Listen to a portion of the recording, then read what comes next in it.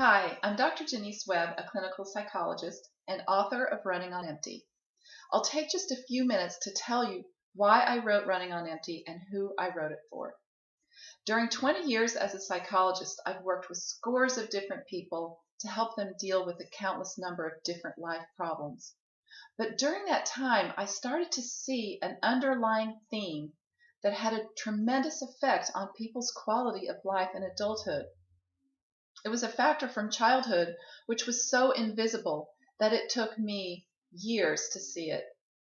Once I recognized its power and how invisible it is, I felt compelled to draw that feature out into the light and give people the words to talk about it and the opportunity to heal.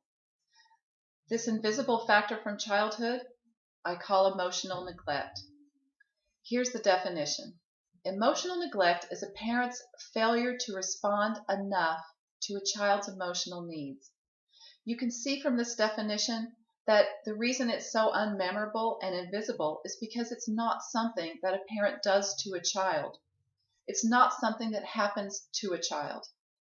Instead, it's something a parent fails to do for a child, and it's something that fails to happen for a child. Since it's not something that happens, our eyes don't see it, our brains don't record it, and we grow into adulthood suffering the effects of it, but we have no memory of it. Let me give you an example. Let's say you're growing up in a household where you have a nice house, plenty of food, and you go to a good school or a fine school. There's no trauma, there's nothing bad happening to you.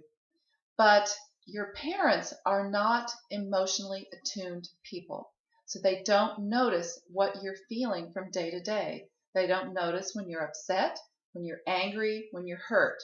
Or if they do notice, they misread you or they miscue or they give you the message that your feelings don't matter and they don't want to see them. In other words, put your emotions away.